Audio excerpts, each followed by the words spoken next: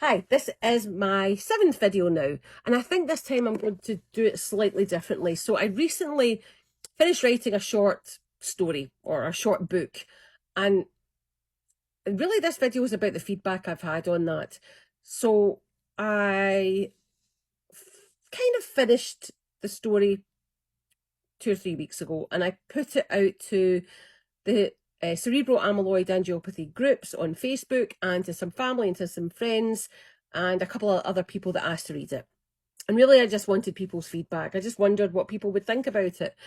But I was quite surprised. The people on the cerebral amyloid groups, a lot of people could relate to the misdiagnosis side of things and the way I was treated at the beginning, before diagnosis. And there's one lady that made me think about doing this video. I made friends with a lady from one of the groups who has a YouTube channel called My Cerebral Amyloid Angiopathy Journey. And she read the book and she was pretty upset about it. And she did encourage me to start a YouTube channel. So I actually did. I made a YouTube channel and I've posted a link to the book on the YouTube channel. My YouTube channel and my Instagram and my TikTok are all at sign in my head _ Sharon, and you can find me there, and the link to the book is in the about information on the YouTube channel. Now, if the link doesn't work, which it won't for anybody that doesn't have Google Drive, people can send me a message, or they can on Instagram send me a message, and I'm assuming on TikTok as well, and they can ask me for a PDF file and I'll work out how to send a PDF file if you don't have Google Drive. But anyway, going back to this lady, this lady, I watched videos on as soon as I got a diagnosis last year, and I found her videos just so relatable to what was happening with me. And then it worked out she was on another group I was on Facebook, and then we ended up chatting. But she has been through similar with the, I don't want to say gaslighting, but that's kind of what it's bordering on. To the extent she actually has just changed her GP and got herself a neurologist that she'd dealt with previously for other reasons and has an appointment with that neurologist. So I'm really happy about that for her. But when I went into hospital, I'll start at about 2 years ago. I went in, not related at the time that I thought to what's happening with me just now. Thought I might have appendicitis, and to cut a long story short, this doctor did listen to me. I did get a CT. A couple hours later, he came back and whispered at me and said, "Oh dear, you have gas," and told me to go home and take Gas-X. Actually turns out that wasn't GERD and it wasn't gas. It was actually a seizure, which we didn't realise for a few months after that, considering what happened to me and what my diagnosis is. But when I went back to hospital in the December, and this was for loss of vision on the right side, headaches, confusion, dementia symptoms, basically. The first doctor I saw in the emergency in the same hospital said to me it'd been a brain bleed, but he was then, for admittance, was sending over an internist. And it wasn't until a while after I saw the notes from that internist, and he'd said that as I'd been previously in for GERD, gastrointestinal reflux disorder, and possibly I had been obese, and possibly I had blood pressure issues, which there's no proof on because nobody took my blood pressure, that it was probably because I'd been obese before. So is that gaslighting? I'll let you guys decide.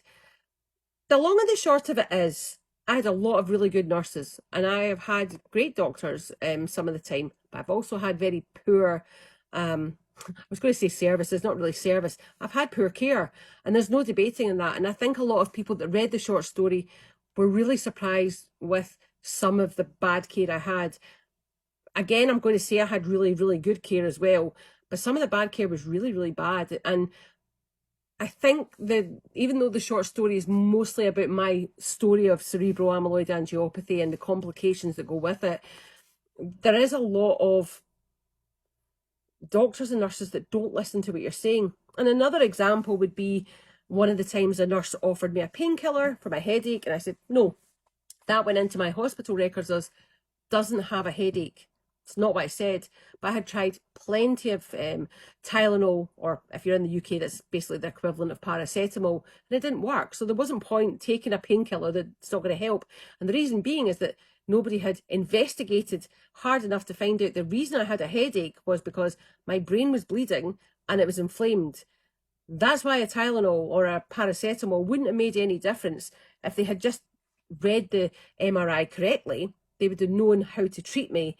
And it certainly was not going to be a painkiller like that. I tried much stronger painkillers than that before I went to the hospital. And the other thing was, one of my hospital notes said when I went back in the second time, again, you'll have seen these videos, so I'm not going to go into the deep details. And after the seizures, and somebody apparently had asked me, had my eye got worse? My right visual field, they had thought was something to do with that eye, but it wasn't. Again, that was occipital seizures and hallucinations. And I don't know what I answered the question, because first of all, I don't remember being asked the question, and I was unconscious when I was being asked this, but my husband was present. Actually, that wasn't the case. It got worse. It was turning round to the back of my head. My eye was not working correctly at all. Again, this was to do with seizures and brain inflammation, encephalopathy, basically.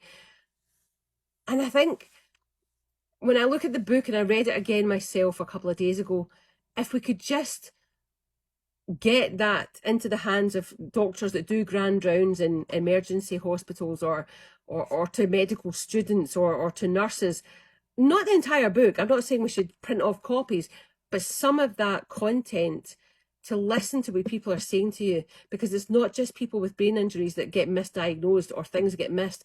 But in my situation, it doesn't really matter what anybody says to me. They could have killed me.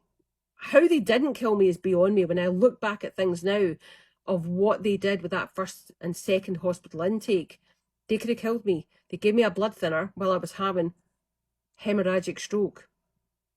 Yes, it was microbleeds in the first instance, but that's irrelevant. That's the last drug you should be giving somebody that has a brain bleed in my situation. So I've kind of gone off track a little bit.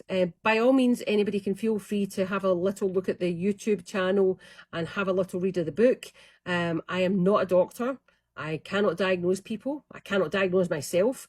The book is my opinion and based on my medical records. I haven't added any arms and legs on. Quite honestly, I've probably held some things back because I tried not to go off track. But if you can't open that on YouTube, then please do feel free to contact me on one of the channels and I will send you a PDF. But a big shout out to my new friend in Australia on YouTube as my Cerebral Amyloid Angiopathy journey. She has no idea how much she helped me, although she thinks I helped her. It's a two-way street. Both of us have called each other unicorns because we basically are. And you could be called worse things than a unicorn. Thanks. Bye-bye.